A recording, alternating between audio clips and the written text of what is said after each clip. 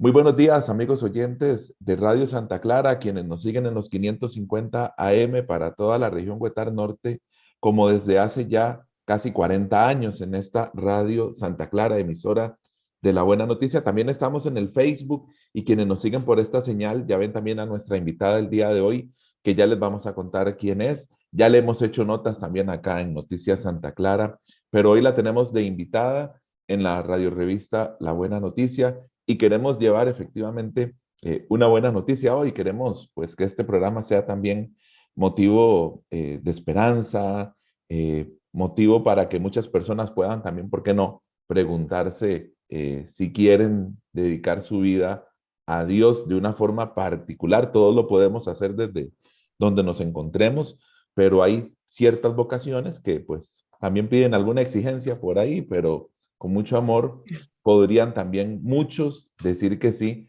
como lo ha dicho como lo ha hecho nuestra invitada del día de hoy. Ella es Marta Vargas, ella es costarricense, ella es comunicadora de profesión, ella es misionera comboniana y vamos a irla conociendo poquito a poco en esta revista. Primero, saludarte, Marta, darte los buenos días para nosotros, aunque yo sé que nos llevan como 8 horas hasta donde te encontrás y de una vez nos puedes decir dónde te encontrás para que vean lo bonito de la tecnología, que estamos al otro lado del mundo, ¿verdad? Hola, buenos días, Gera, buenos días a todos y todas. Los saludo desde Mamelodi, en Sudáfrica, en la punta del África, al otro lado de nuestra querida Costa Rica. Ahorita me encuentro en esta misión en una periferia urbana en las afueras de Pretoria, una periferia muy marginada, con mucha historia y con mucha música, como ya les iré contando. ¿Cuánto tiempo tenés, Marta, en Sudáfrica ya? Y contar un poquito de Sudáfrica. eh, bueno, no sé, algunas referencias, ¿verdad? Nelson Mandela, el Mundial de Fútbol del 2010, por poner un ejemplo, pues un país también de mucho contraste, Sudáfrica, pues algunos lugares con mucho progreso, ¿verdad? Otros no tanto, ¿verdad? Entonces, para que me contes eso, ¿hace cuánto estás ahí? ¿Y cómo es Sudáfrica? ¿Qué es Sudáfrica? Bueno, yo llegué a Sudáfrica hace 4 meses. Antes me encontraba en Egipto y bueno, me destinaron aquí en febrero. Llegué aquí en mayo, me parece. Y tengo poco de estar aquí. Para mí fue una sorpresa. Yo no me esperaba pues venir a Sudáfrica y también fue una sorpresa lo que encontré. Sudáfrica definitivamente es el país de los contrastes. Y yo podría decir es que podría decir que vivo en las afueras del, del desarrollo, por decir algo, porque sí en Sudáfrica encuentras alta tecnología, cosas muy avanzadas, y te encuentras, por ejemplo, un barrio como el que yo vivo, es toda esta zona que es una zona marginal, que está a 40 minutos, una hora de Pretoria.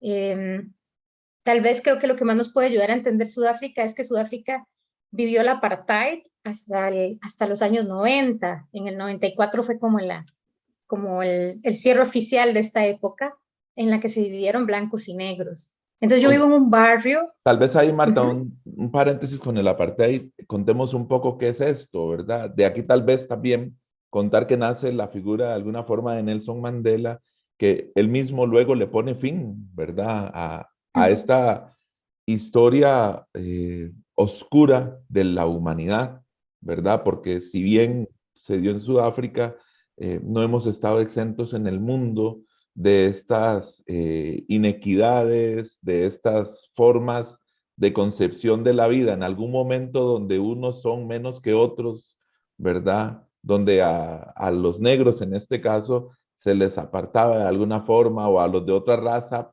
o a los de otra religión, en algún momento, ¿verdad? Que ha pasado en diferentes etapas de la historia y en diferentes etapas de diferentes países.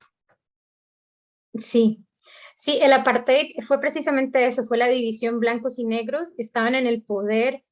No es todos los blancos, estaban en el poder los africanos, que son los que hablan la lengua africana, hay blancos que no hablan africano, y ellos tenían el control, y sí fue una política racista,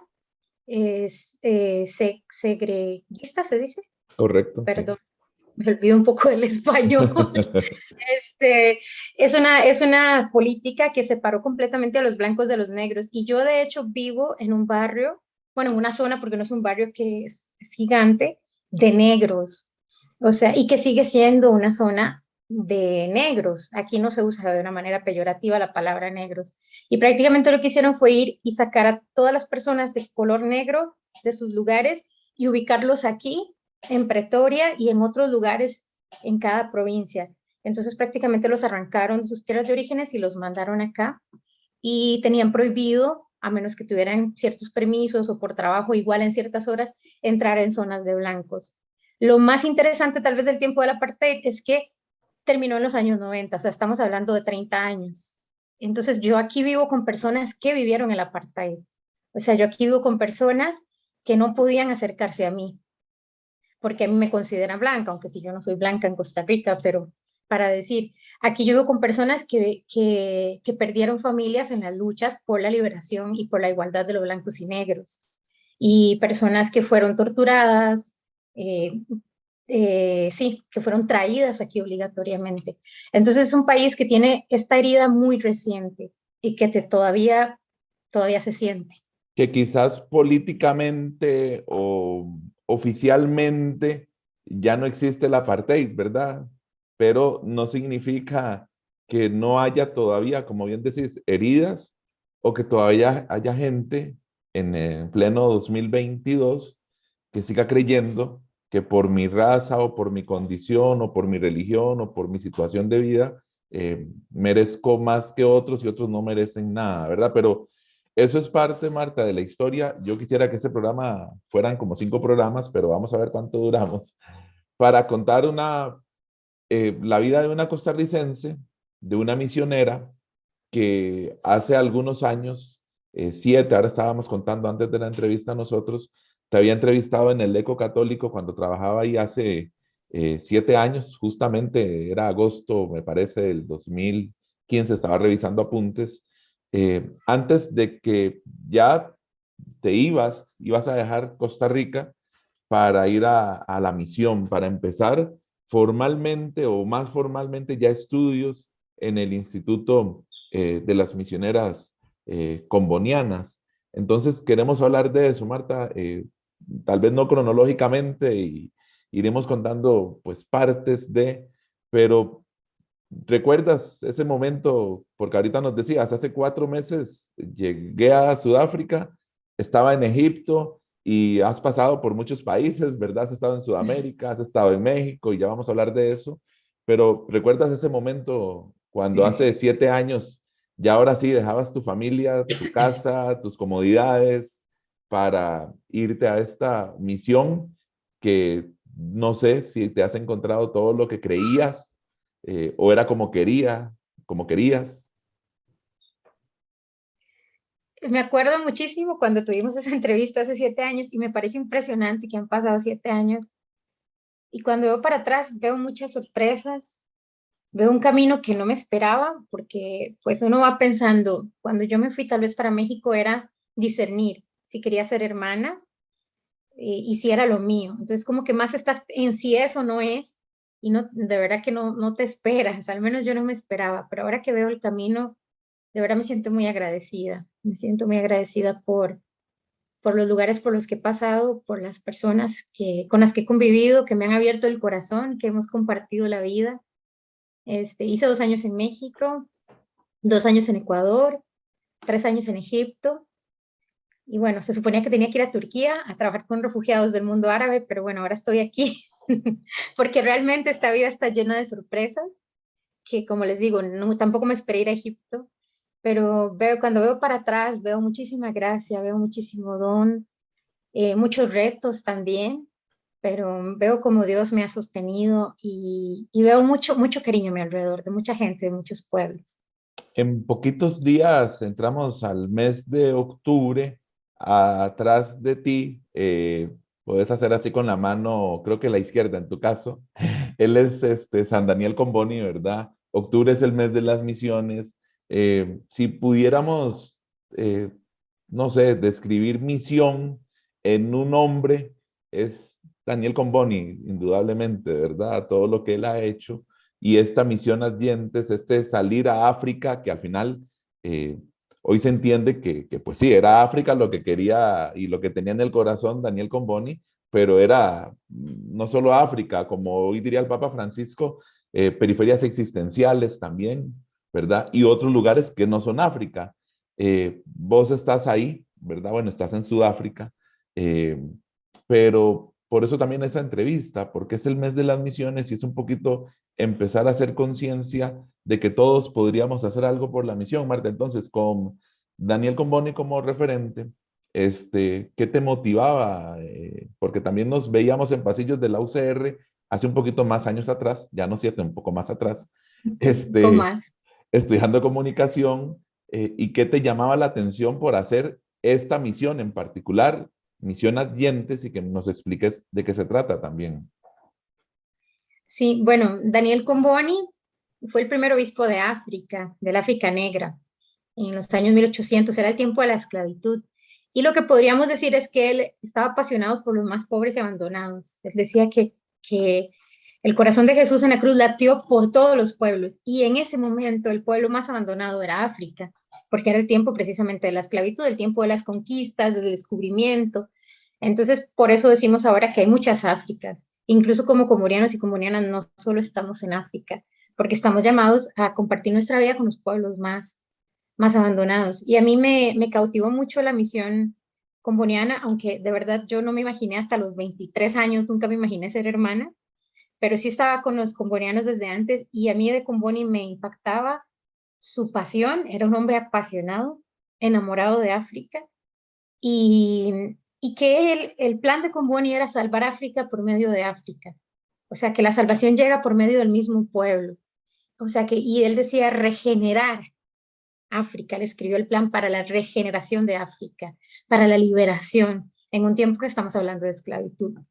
Además de que Comboni fue muy profético porque él fue el primero que se atrevió a traer mujeres en tiempo en que solamente entraban esclavistas y soldados y comerciantes, se atrevió a traer hermanas a las tierras africanas. Y decía que la mujer tiene el poder de entrar donde los hombres no entran. Y eso es verdad, yo me he dado cuenta. Como mujer podemos entrar en lo más profundo de los hogares. En una tierra musulmana, la mujer tiene más facilidad para entrar. El hombre es una amenaza en una familia. Entonces, aquí también. Entonces, bueno, un poco por ahí. A mí me apasionó esta pasión de Comboni de dejar todo por esta liberación, esta regeneración de la vida. Han pasado más de 150 años, ¿verdad? De todo esto que con Bonnie como profeta, bien lo decís, y pionero, ¿verdad? También de una misión eh, que hacía que por ahí del, no sé, 2010, 2011, Marta, y en tu ejemplo, cualquier joven, se le ocurriera y se le pasara por la mente, además estudiando en la universidad, cambiar de rumbo y decir, puedo escuchar a aquel hombre que decía esto hace 150 años. De hecho, este año como combonianas, como hermanas combonianas, estamos cumpliendo 150 años. Y bueno, ¿qué hacía? Yo pienso que, bueno, yo era misionera laica con los padres combonianos, o sea, estaba en un grupo, apoyaba la misión de cierta manera, pero yo sí quería como hacerlo para toda mi vida. No me imaginaba siendo hermana, no conocía a las hermanas combonianas tampoco, solo a los padres. Lo cierto es que sí, yo me di cuenta que yo no tenía paz, tenía una buena vida, tenía mi profesión, tenía mi trabajo, rentaba un apartamento, había tenido muchas oportunidades buenas, tenía una vida bonita, pero yo no tenía paz y yo creo que ahí es donde estaba como el meollo. Y me acuerdo que cuando conocí a las hermanas, yo dije, yo llegué a mi casa, a eso, así como para hacerlo así corta la historia, nunca me lo imaginé ni lo quería, bueno, o tal vez no sabía que lo quería.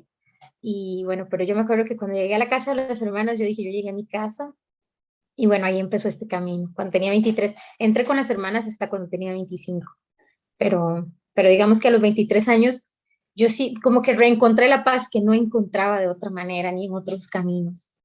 No, no quiero estigmatizar a los centros de estudios superiores de hoy en día, pero en realidad en nuestra sociedad no se caracterizan por ser muy creyentes, ¿verdad? O por infundir la fe en sus estudiantes. Entonces, más bien todo lo contrario, lamentablemente, porque se supone que los centros de estudios universitarios promueven, y ese es el fin con el cual se creó además la UCR, donde estudiábamos los dos, este, se fomenta el libre pensamiento, ¿verdad? La libertad de expresión, la libertad de creencias, pero eso no es tan así, ¿verdad, Marta? Entonces, uno va como en contracorriente cuando quiere dedicarse a Dios. Hubo algún momento, y todavía, ¿verdad? Hubo algún momento donde te hacían bullying por esto, o pasaba que era un obstáculo que te dijera a vos, voy a desistir de este camino. Bueno, sí, sí, sí, los tiempos de universidad cuestionan mucho, esa es la verdad, y son pesados. A mí me ayudó mucho tener una comunidad de personas que creían lo mismo que yo, aunque si no en la misma carrera, pero a mí también la misión me ayudó mucho con los combonianos, porque eh, pues la iglesia no es perfecta, estamos haciendo camino, y pues muchas cosas que se critican también son verdad.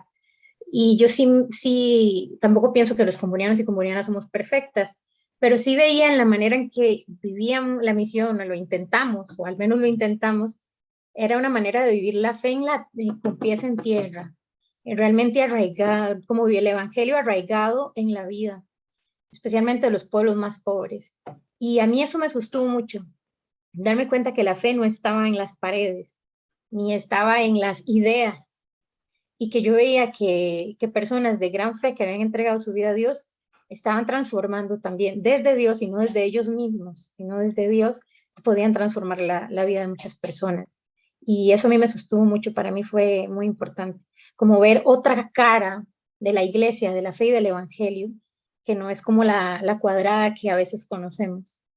El camino es bastante largo, extenso, porque sos misionera comboniana, ya lo eras hace algunos años, ¿verdad? Como laica, como joven que participabas de la juventud, ¿verdad? También, pues, misionera comboniana, eh, pero vos lo decías, no me veía como hermana comboniana y todavía te faltan algunos años para ya incluso profesar votos perpetuos. Ahorita hablamos un poquito de todo ese camino, pero ¿qué te fue convenciendo para ir dando cada vez ese paso más, ¿verdad? De, no sé, empezar a ir a encuentros, ir a la juventud, me voy a discernir a México, pero de ahí sigue pasando el tiempo hasta que ya llegaste a Sudáfrica, ¿verdad? Entonces, ¿qué te fue convenciendo de que ese sí era el camino? Yo creo que una relación más profunda con Dios y con el pueblo. Creo que cuando vas entrando cada vez más en la raíz de lo que vive la gente y entrando también más en el corazón de Dios, como que se va purificando un poco también las ideas, las resistencias, las motivaciones. Y yo me acuerdo que yo cuando entré en México, yo decía, no, no, yo hermana no, que me digan hermana no. Y en México nos dicen madre a las hermanas, no nos dicen hermanas, nos dicen madre. Y yo me acuerdo que yo tenía mucha resistencia, y hasta que una vez estaba con un pueblo indígena con el que compartí un tiempo, y había un niño, ¿no? Del que me hice muy amiga de todos los niños, pero me acuerdo que él me decía, madre, madre, que yo la quiero llevar a andar en mi caballo, mi caballo, mi caballo. Él tenía un caballito, él quería que yo fuera en su caballo. Yo le dije, ya está bien, un día voy a sacar que no esté ocupado y vamos a ir a andar a caballo. Y yo me acuerdo que con este pueblo, específicamente con este pueblo indígena, yo me sentí madre, madre de este pueblo, y como que perdí esa resistencia, dije, no sé.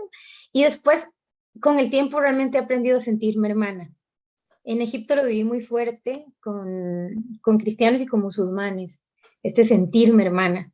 Y que los musulmanes te llaman hermana, no por título, sino porque te sienten hermana. Y yo creo que sí, que yo estoy llamada a ser hermana, no tanto de título, sino que sentirme hermana de la gente, hermana del pueblo. Y eso como que me ayudó a romper resistencias, y que realmente a veces lo que podemos hacer es muy poco, la realidad nos sobrepasa, pero la gente agradece tener hermanos y hermanas de camino, y yo también lo agradezco, y eso creo que es algo que me da mucha vida, que es donde he encontrado que puedo como, sí, como puedo dar vida y recibir vida. Varias cosas saltan, ya casi tengo que hacer una pausa también, pero sobre esto de que les dicen muy especialmente en México madres, Si no estoy mal, la congregación es Hermanas Misioneras Pías Madres de África. Así sigue siendo, Marta. Sí, el nombre original es Pía Madre de la Nigritia. Es el nombre que nos dio Comboni, que sería como las madres compasivas de los negros en ese tiempo, porque eso es lo que quería Comboni, que fuéramos madres que cuidaran de este pueblo. Y a Y mí me encanta, ya no lo usamos porque la gente pues lo agarra solamente, o sea, también traducir Nigritia es difícil, es nuestro nombre oficial, pero Y, sí, y, ese es nuestro nombre. y en esto, para ligarlo también con lo que te preguntaba ahorita de la experiencia en la universidad, que a veces es difícil, o en el mundo, ¿verdad? Y ahorita dabas además un ejemplo muy bonito de lo que te pasaba en Egipto, de que te llamaban hermana, no por título o no porque fueras creyente, entre comillas, sino porque lo vivieron, ¿verdad? Como diría la Biblia, mirad cómo ven a los hermanos que se aman tanto, ¿verdad? Los primeros cristianos. Entonces, ese salto, ¿verdad? Y vos lo decías también, la fe no está pegada en la pared, ¿verdad? No es que el Ujú. cuadrito de Comboni está muy bonito ahí pegado en tu pared, además, es que hay una experiencia real que hay que vivir, coherencia, para ver si nos creen, porque bien decías, por supuesto, la iglesia ha cometido errores, nosotros somos seres humanos, cometemos errores, y la única forma, pues, será con un testimonio coherente para que lo que creemos nosotros puedan por lo menos los demás decir, ah, mira, sí, sí, sí lo creen y lo viven. Ujú. O lo intentan, porque es verdad, con el tiempo te das cuenta, es muy difícil, sí, alcanzar la perfección y también nosotros combonianos y combonianas no hacemos todo bien, pero es intentar realmente vivir la radicalidad del Evangelio y aprender de mis hermanas y mis hermanos mayores, porque tengo mucho que aprender todavía. Pero sí, me acuerdo que una amiga musulmana, cuando me fui de Egipto, me dijo, Marta, yo sí te considero mi hermana, te considero la hermana que nunca tuve. Y para mí eso hizo mucho eco, porque estamos hablando de una persona de otra fe, de otra denominación, y quiere decir que se han roto barreras de los dos lados. Y para mí eso es evangelio, eso es realmente construir el evangelio, porque eso es lo que hacía Jesús, rompía estructuras. Y pienso que sinceramente no lo hago yo ni sola, creo que no podría, sino que realmente, por eso digo, cuando veo para atrás, veo mucha gracia, mucha ayuda del cielo en el camino. Estamos conversando con Marta Vargas Hernández acá en Radio Santa Clara en los 550 AM, para nosotros de día, para ella ya casi noche en Sudáfrica. Estamos en los dispositivos también con nuestra app de Radio Santa Clara, ya ahora sí, en todos los dispositivos. También puede escuchar el audio en www.radiosantaclara.cr y estamos por la señal del Facebook conversando con una costarricense, misionera comboniana, Marta Vargas Hernández, que se encuentra en Sudáfrica.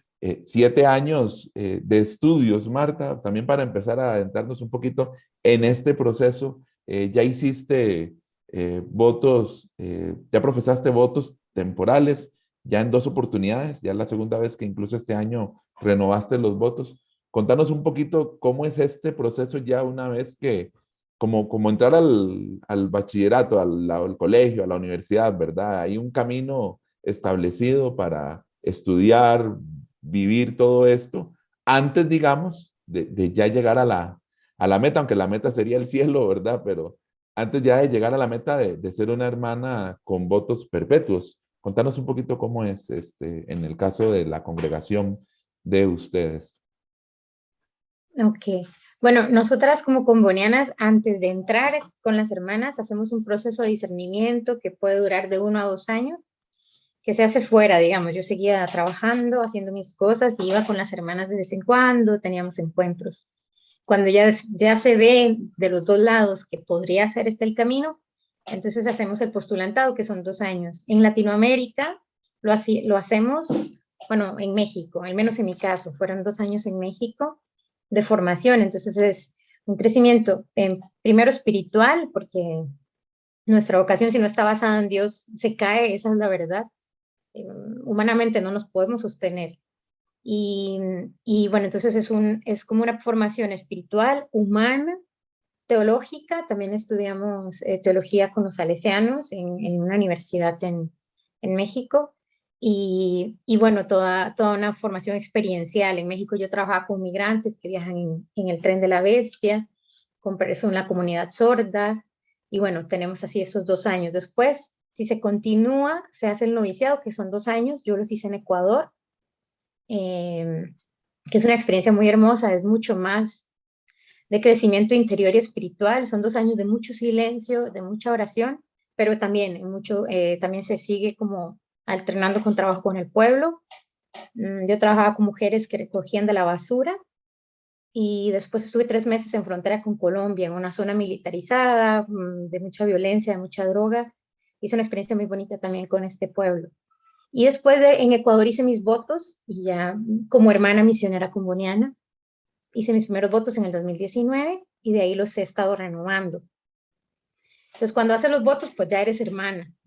Solamente que los renuevas. Entonces es como, si ya no los renuevo es porque quiere decir que salí, así para decirlo en términos sencillos. Y yo lo que he aprendido en este tiempo es que parece como más fácil, como, no, porque si no nada más no renueva, pero eso es en miras a salir. Pero como decía una hermana, si vas a profesar pensando en un año, no profeses. O sea, la iglesia sabiamente lo propone, pero no tiene sentido profesar en un año, sino piensa profesar en toda la vida y bueno, en el camino Dios dirá. Y cada vez que hay que renovar, en realidad, renovar a veces es difícil porque significa, ya ahora sí que uno sabe o sea, ya uno sabe cuáles son los retos que está aceptando, las cosas que está renunciando, las cosas buenas que está. Entonces, digamos, si usted ya los hizo, pues siga adelante, ¿verdad? Pero cuando existe esta oportunidad de renovar es tal vez hacer los votos con más conciencia, cada año con más conciencia, con más decisión, con más discernimiento. Marta, para los votos perpetuos, ¿cuánto faltaría? Y ahora entonces me surge la duda, ¿hay algún momento donde esto se vuelve a renovar o ya esta experiencia ya acabaría una vez que haga los votos perpetuos? Sí, bueno, yo he estado renovando cada año y el otro año, si Dios quiere, renovaría por 3 años seguidos y después se renuevan perpetuos. O sea, el tiempo de los votos temporales va de 6 a 9 años. Depende a veces si se está estudiando algo, si se está preparando algo, si hay alguna cosa que ver. Entonces, después de los 6 o 9 años ya se pueden hacer los votos perpetuos, que es ya para toda la vida y que ya, pues sí, ya no se vuelve a hacer este proceso. Y escoges, bueno, dos preguntas. ¿Escoges dónde serían estos votos perpetuos? Además, ¿pensás en esto? ¿Anhelás este momento? ¿Ansías este momento? ¿Sabes? No, porque, o sea, yo veo mis votos hoy, o sea, yo soy hermana hoy. Y no, o sea, realmente yo nunca me he puesto a pensar si soy de votos temporales o de votos perpetuos, porque a la hora de la hora, para Dios y para la gente yo soy una hermana, y entonces aquí nadie está pensando, no, porque ella es hermana de votos temporales, entonces vamos a tenerle paciencia. Ella apenas está aprendiendo, aquí llegó la hermana y aguántese, o sea, y que se aguante y que se meta. Y yo no sé, yo no lo pienso, yo trato de vivir así, lo que viene cada año. Hagamos un poco de promoción vocacional, en Costa Rica, porque vos eras de Puriscal, me parece. Ahorita me decís exactamente de dónde, Sí, de Guayabo, no me acuerdo, ahí me decís. de Guayao, exacto. Ok, en Costa Rica, y aquí nos escuchan en toda la zona norte por la radio y en todo el país y más allá por otros medios digitales, en Costa Rica, ¿dónde hay que ir?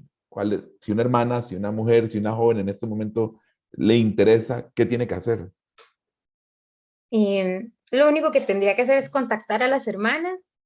Nosotras tenemos una casa en Costa Rica, en Granadillas, Curridabat, sí. Entonces, pues ahí, ya sea que las visiten, ya sea que las llamen por teléfono, está la hermana Lorena Ortiz, es la encargada ahorita de cualquier persona con cualquier inquietud. Y pues ahorita están Norma, Hay- Lorena. La parroquia, hay parroquia, ¿verdad? Ahí en Granadilla, que las hermanas además sirven, ¿verdad? Sí, bueno, la parroquia está más abajo, es una filial, sí, Ok. ahí mismo, en Pero entonces, Granadilla. No hay forma de Ujú. perderse, ¿verdad? Para que vayan buscando dónde llegar a donde las Exacto. hermanas, todo el mundo sabe, ¿verdad? Sí, digamos, si usted va a Granadilla, ahí está como un supermercado grande de los chinos y está la iglesia al otro lado, en esa calle que está entre el supermercado y la iglesia. Si lo ponen en Waze o en Google Maps, ahí está, Hermanas Combonianas. Y también en Facebook o en la web pueden encontrar los números de teléfono. Y bueno, están los combonianos, ¿verdad? La rama Ujú, masculina, digamos que hay más centros, ¿verdad? Está la parroquia en Barrio Cuba, en San José. ujú. Bueno, aquí en la diócesis nuestra de Ciudad Quesada, un miércoles al mes, un sacerdote comboniano está en la catedral ofreciendo misa un miércoles al mes. Ahorita no voy a batear, ¿verdad? ¿Cuál miércoles exactamente es? En San Roque ha estado viniendo también un padre comboniano, o sea, hay misión y pueden preguntar, ¿verdad? También los hombres, no solo mujeres, pero ahí También. se comunican, ¿verdad? Ojalá para que en este mes que viene de las misiones, repito, aparte de nuestro compromiso de ayudar, de orar, repito, si alguien quiere y hacer opción de vida, pues esta es una, Marta. Entonces, pregunto, ¿vale la pena? Porque ahorita te voy a preguntar qué más ha pasado en medio de todo tu servicio, en medio de toda tu experiencia, pero antes de ir especificando algunas experiencias, vale la pena, Marta. Sí, sí vale la pena. Realmente vale la vida, digo yo. A veces así me digo misma, vale la pena, no vale la vida.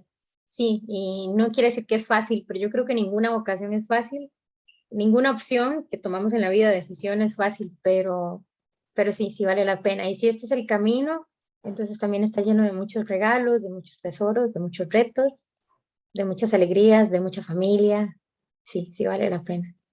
Lo difícil, vamos a ver, hace 7 años decíamos en la primera parte de la entrevista que te entrevistaba precisamente, valga la redundancia, en el Eco Católico, no solo a vos, sino a otra compañera que también en su momento hizo discernimiento y me correspondió entrevistar a los papás, ¿verdad?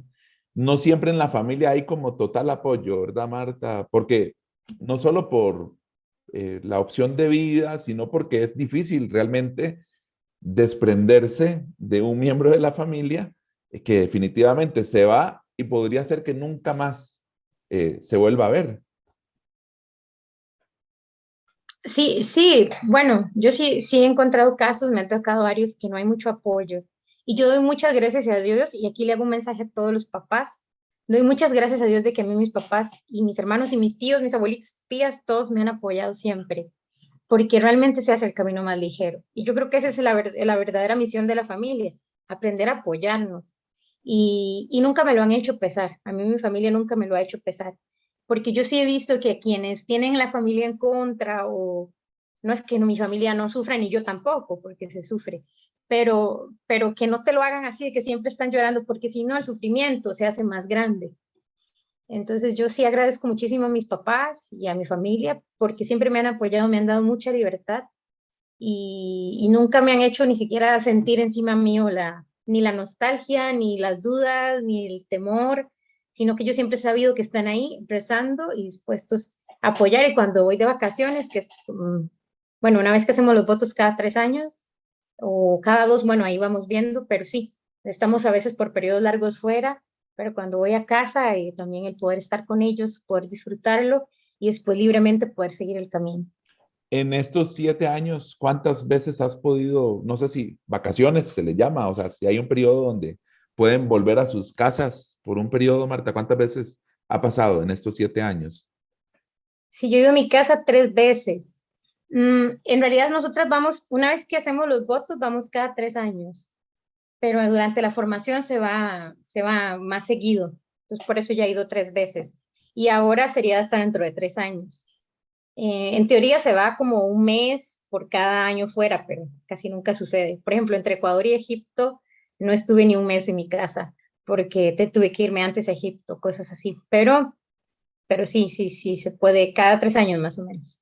Ahora decías parte de lo que era el querer de San Daniel Comboni sobre las mujeres específicamente, de esa visión que él tenía de que era más fácil, ¿verdad?, para una mujer ingresar a cierto territorio, a cierta realidad, y que no la vieran como amenaza, ¿verdad? Que la vieran como una madre, para además irnos al nombre de la congregación. Hoy sabemos, Marta, que hay países, lamentablemente también muy cercanos al nuestro en Costa Rica, donde a los religiosos, religiosas se les ve como amenaza, ¿verdad? Esa es la realidad, pero no creo yo que haya experiencia alguna que se acerque más al sufrimiento como el de los religiosos y religiosas, consagrados, consagradas. Y eso es lo que quiero preguntarte. Ya me decías, experiencias, por ejemplo, donde en otros momentos hubiera sido guerra, ¿verdad? Experiencias con otras religiones, ¿verdad?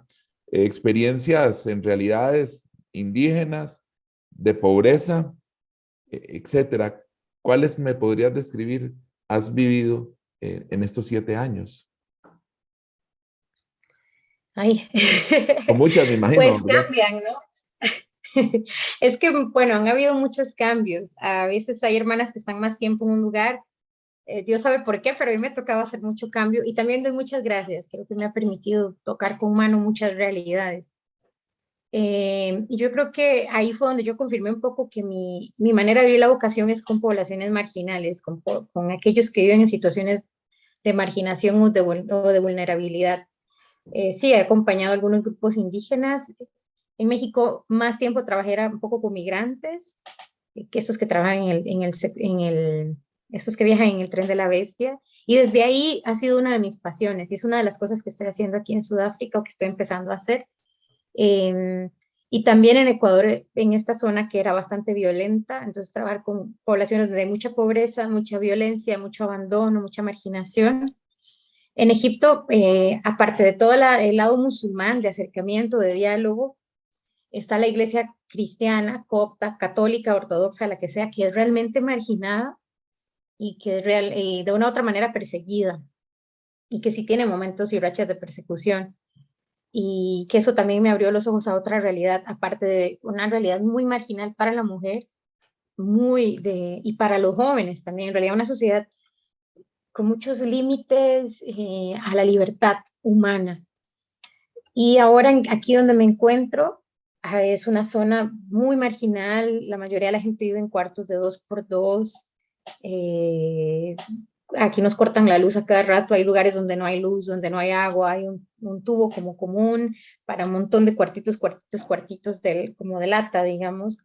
Y aquí encuentras la gente de todas partes de África.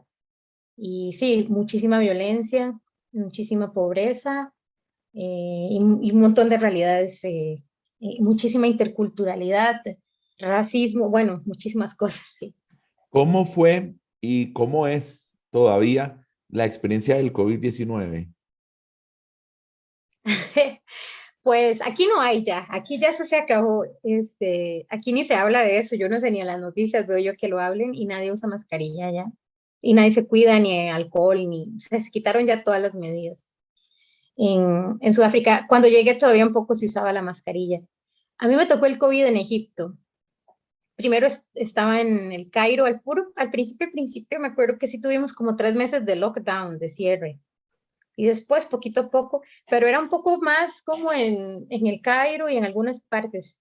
Pero después me fui al sur y estuve viviendo en el sur de Egipto como un año y medio, o 2 tal vez casi, y ahí, para serles sincero, o sea, la cultura es muy distinta, entonces era como si el COVID no existiera. Moría muchísima gente, todos los días escuchábamos gritos, porque en Egipto cuando alguien muere se grita, pero se grita, no se gritan y gritan, se escucha a las cuadras a la redonda. Y es mucha gente que grita a la hora que sea, porque entierran en el momento, a las 2 de la mañana, a la hora que se muera, a esa hora entierran y empiezan a gritar. Y me acuerdo que hubo épocas que todos los días se escuchaban gritos, gritos, gritos, y sin embargo la gente seguía viviendo sin mascarilla, seguía moviéndose. Entonces nosotras eventualmente lo que hicimos es nos ponemos mascarilla en lugares cerrados y seguimos con nuestra vida, porque era imposible, o sea, la vida es como si hubiera seguido casi que igual, porque la cultura es muy distinta. Entonces, cuando yo llegué a Costa Rica de vacaciones, me impactó mucho encontrarme todo el mundo con mascarilla y todo cerrado. Me costó mucho porque yo venía sí, de un desorden total, ahí no existe ¿No te ley, digamos. tocó, no tuviste COVID, no te dio esta experiencia de tener COVID? hasta ahora yo pienso que o soy asintomática ¿O que o no no? sé, o no sé si se puede ser inmune al COVID, pero sí me tocó cuidar varias personas con COVID, adultos mayores, hermanas, con los recursos nada que teníamos, ¿no? Con una mascarilla normal y ya, y poniéndome alcohol en las manos, entrar a los cuartos y así, y no, o sea, nunca he tenido COVID, que yo sepa. ¿Y alguna otra enfermedad en estos 7 años, en alguna experiencia, Marta? ¿Alguna experiencia de enfermedad para vos? Bueno, gracias a Dios soy bastante saludable, pero sí tengo un parásito en este ojo que no se puede matar Eso es como, en esta retina. Bueno, realmente no hace gracia porque si se qué despierta me duro, hace sí. daño, me daña la retina, ¿no? Pero ¿Y cómo fue sí. eso? ¿Cómo, en qué momento te llegó? Bueno, en Egipto me entró este parásito, parece que por los gatos, y como no se puede matar, pues ahí está, lo que hacen es como dormirlo. Entonces siempre veo como manchas, como rayas, es porque el parásito como que me rayó la retina. Entonces está ahí dormido, pero si se despierta o crece, sí puede dañar la retina completamente. Pero gracias a Dios, bueno, sí soy bastante, creo que soy bastante saludable. Hablemos de fe y esto que nos contás, se vive al día, Marta. ¿Cómo enseñarle a la gente a vivir al día? Porque finalmente no tenemos contratada esta noche, ¿verdad? No tenemos contratado mañana, no sabemos cuándo Dios nos va a llamar, pero ¿cómo es esa experiencia, verdad? A veces nos preocupamos, volvemos al mundo de hoy y de hace mucho tiempo, materialista, pensando, ¿verdad? En de aquí a 20 años, de aquí a 10 años, de aquí a mañana, y repito, no tenemos ese contrato, nadie lo tiene. Eh, pues sí, no sé, creo que la gente nos enseña mucho de eso y el trabajo con los migrantes también. Los migrantes realmente viven al día, la gran mayoría, y lo que van haciendo es sorteando dificultades y sobreviviendo, sobre todo aquellos que vienen en situación de refugio, en situación de escape, de persecución. Y creo que tal vez se le enseñan a uno, o sea, creo que ellos saben más lo que es la providencia y confiar en la providencia que uno, Eh, realmente. En este momento que hablas de los migrantes, bueno, particularmente Ciudad Quesada, Los Chiles, fuera toda esta zona, se convierte donde uno se topa con la gente, en este momento venezolanos principalmente, eh, y todos quieren lo mismo. Bueno, acabábamos de celebrar el domingo 25 de septiembre la jornada mundial que celebra la Iglesia del Migrante y del Refugiado. Eh, es la misma realidad que vos vivís allá al otro lado en Sudáfrica, ¿verdad? Es decir, la gente está escapando en muchos casos de situaciones de guerra, de hambre, de persecución y quieren un mañana mejor. Entonces, Ujú.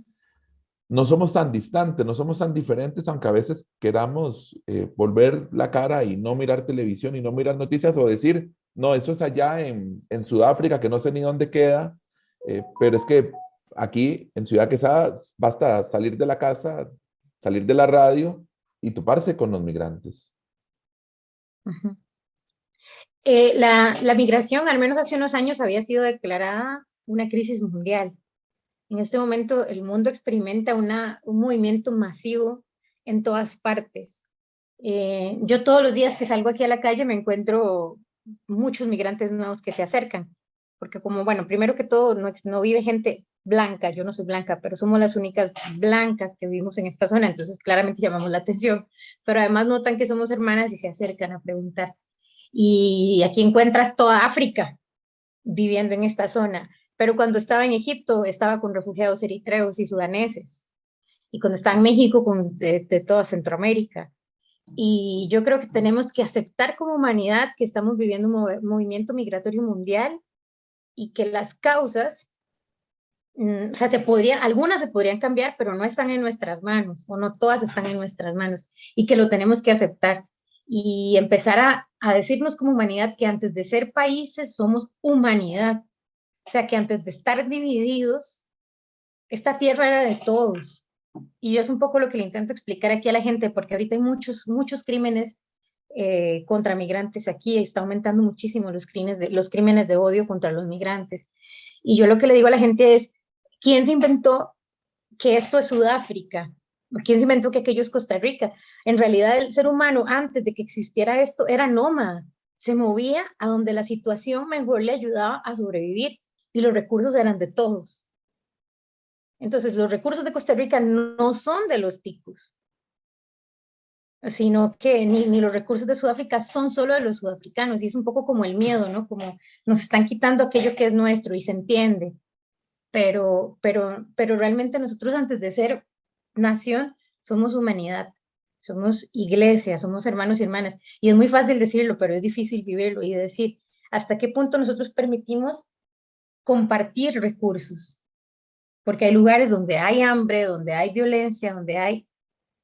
Entonces, tenemos como que romper esta visión nacionalista que tenemos y abrir espacio y decir cómo podemos compartir Yo, como humanidad.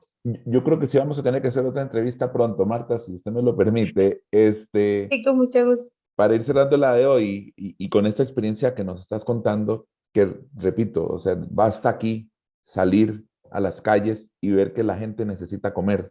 Eso como para una primera necesidad, ¿verdad? Evangélica, además, que también nuestro obispo, Monseñor Garita, en una carta pastoral dedicada a pastoral social, lo hablaba, ¿verdad? Es decir, hay un primer mandato, yo sé que muy bonito el tema de la promoción integral, muy bonito el tema de sacar a la gente a veces de su realidad, pero es que hay una primera necesidad para muchos que es que no tienen que comer y hay que darles de comer y punto, ¿verdad? Muchos critican eso, pero es que hay gente que se muere de hambre, aunque no lo queramos ver o entender. Entonces, en el caso de ustedes como misioneras, yo sé que a veces ustedes no tienen tampoco para darles de comer a la gente. Y entonces, como en el Evangelio, lo único que queda es darles a Jesucristo. Entonces, ¿cómo es esa vivencia, Marta? Sí, a veces ante la realidad yo me siento muy limitada, nos sentimos muy limitadas y no siempre podemos dar respuesta, pero a veces no se trata de hacer grandes cosas, esto suena muy cliché, pero es la verdad. Por ejemplo, aquí donde yo estoy hay muchísima marginación, donde vivo ahora en este pueblo, pero no hay ningún blanco que viva aquí. Aquí solo viven los negros, aunque ya se haya acabado el apartheid. Cada vez que salgo a la calle, cada vez que me subo en el bus, la gente se sigue preguntando, ¿de verdad usted vive aquí? Es una zona violenta, es una zona marginal, es una zona rechazada. Y los niños y mis vecinos están creciendo y para ellos, cuando estén grandes, va a ser normal crecer con una persona blanca.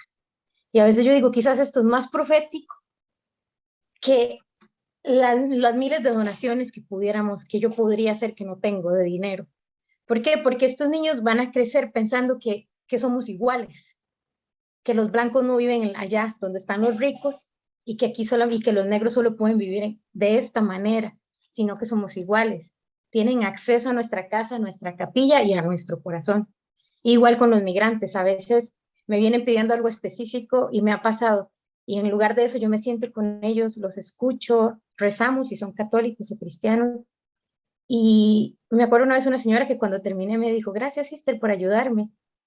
Y yo dentro de mí me dije, yo no le ayudé, o sea, ella me pidió algo que yo no le pude dar, pero ella solita terminó el momento porque ella encontró la paz que estaba necesitando. Ella vino por una realidad material, pero tenía también una necesidad espiritual, emocional. Entonces, a veces sí podemos responder, solamente que tenemos que saber cómo, dónde, qué nos toca y lo demás, pues dejárselo a Dios y a quien le toca. Un detalle con esta pregunta, Marta. En el caso de los que llegan a pedir ayuda material, espiritual, de cualquier índole, eh, ¿cómo edifica al misionero el encuentro con esta persona a la cual podrían haberle ayudado material, espiritual, psicológicamente, pero también podría ser que no, que del todo ustedes no pudieron ayudarle, pero fue un encuentro que también para ustedes se convierte en una experiencia de vida. Uh -huh. Yo creo que es eso, al final la misión es un encuentro. La misión no es el resultado, ni un producto, ni un acto heroico. Es un encuentro de humanidad, porque realmente creo que es muy difícil que podamos responder a todo. No siempre tenemos los recursos, cada vez tenemos menos recursos y a veces hasta está bien que no seamos nosotros quienes damos recursos. Hay gente que tiene recursos, hay organizaciones que tienen recursos, pero a nosotros nos edifica y además nos recuerda que nosotros no somos los salvadores de nadie, que nosotros solamente somos humanos como la persona que tenemos al frente. No somos ni más ni menos. Y que lo que podemos hacer es compartir la vida y lo que tenemos en ese momento. A veces tenemos pan para compartir, a veces no tenemos pan para compartir, pero nos recuerda que no es una relación así. Me viene a pedir, sino que es un encuentro de un humano a un humano. Y yo creo que esto nos reedifica y nos pone en nuestro centro. Yo no soy Dios. ¿Cuántos idiomas, Marta? Es un detalle no menor, ¿verdad? ¿En cuántos idiomas te comunicas? ¿Cuántos idiomas has aprendido? Bueno, algunos. Yo hablaba inglés antes de entrar con las hermanas. Lo aprendí un poco en mi casa con mi mamá, en la escuela, en la vida, en el trabajo. Antes de ser hermana también viví un año en China, hice una experiencia de intercambio, aprendí mandarín. Ya lo olvidé porque eso fue hace muchos años. Lo que aprendí lo olvidé, pero me gustaba mucho con mi idioma, no lo hablaba perfecto, pero lo manejaba. Después, bueno, como congregación aprendemos italiano y bueno, en Egipto aprendí árabe. Entonces, eso es. Bueno, en México trabajaba con lengua de señas, no la hablaba perfecta, pero me la manejaba porque trabajaba un poco con la comunidad sorda. Y ahorita estamos intentando aprender un poco de Zulu o de Pedi, un poquitito, pero es que aquí vivimos, yo no sé con cuántos idiomas alrededor, porque no es una tribu, sino que son todas las tribus de todos los países de África y del mismo Sudáfrica juntos. Entonces la gente, a veces están hablando y uno dice, ¿en qué idioma están hablando? En Pedi. No, yo estoy hablando en Pedi y él me está respondiendo en Tsonga. Y aquel está hablando en Tswana y el otro está... Entonces nos está costando mucho porque ahí vamos con los saludos, acabamos de llegar también, pero digamos, no sabemos cuál idioma aprender, porque no se habla uno, se hablan Claro. muchísimos idiomas a la vez. Ujú. Marta, para cerrar, un mensaje para los que nos han escuchado, invitarles a vivir, repito, en unos días ya el mes de las misiones y a vivir la fe, a vivir lo que creemos y para ser mejores también. Ujú. Este, bueno, para mí el mes de las misiones es un mes que nos recuerda que la iglesia es misionera y que la misión de Jesús todavía no se ha cumplido y que el evangelio está lejos de vivirse, no solo de anunciarse, de vivirse en muchos sitios y que tenemos que levantarnos y salir, como dice el Papa, y desde lo que podemos hacer cada uno. Si nos quedamos pensando en los grandes héroes, pues no lo vamos a hacer nunca. Y es lo que decía con mi historia, ¿no? A veces pensamos que no podemos ofrecer nada, pero precisamente quizás lo nada que teníamos para ofrecer realmente era esa presencia de Dios que la otra persona necesitaba. Y este mundo necesita muchísima presencia, muchísima compañía, muchísima sanación. Necesita un anuncio de un evangelio que es realmente esperanza, gozo, consuelo, reconciliación, paz. Y eso está muy perdido. Y necesitamos realmente como cristianos creernos que el evangelio es para vivirse y para anunciarse, no para andar convirtiendo masas, sino para andar construyendo el reino. Y desde lo poquitito, yo no siento que haga grandes cosas, lo que puedo hacer es muy poco, pero trato de construir el reino donde me toca, donde Dios me lo ha pedido, aunque sea con mis vecinos que me tocan la puerta todos los días para que quieren que, sister, queremos jugar, sister, queremos rezar, ni siquiera son católicos, o sino que vienen a jugar con mi pelo, a peinarme o así, pero desde lo más chiquito hasta lo más grande. Ella es Marta Vargas Hernández, misionera comboniana, que está en este momento, pues, siguiendo su experiencia de seguir a Cristo también desde una realidad en el Instituto de las Hermanas, de las Misioneras Combonianas. Está en Sudáfrica en este momento y le agradecemos, Marta, que haya compartido con nosotros este rato que, como decíamos al inicio, pretende ser, eh, pues, una llamada para la gente que podría ayudar de muchas formas o que podría también, ¿por qué no?, seguir un llamado específico a una vocación específica eh, en el momento en que quiera escuchar también a Dios y que pueda responder. Agradecerte, Marta, y ojalá que de verdad podamos pronto volvernos a encontrar gracias a esta tecnología que nos permite, aunque todos somos los mismos, pero acercarnos más y ver si los podemos aprovechar para esto, los medios de comunicación. Gracias a ustedes por el espacio y cuando necesiten en lo que gusten, aquí estamos.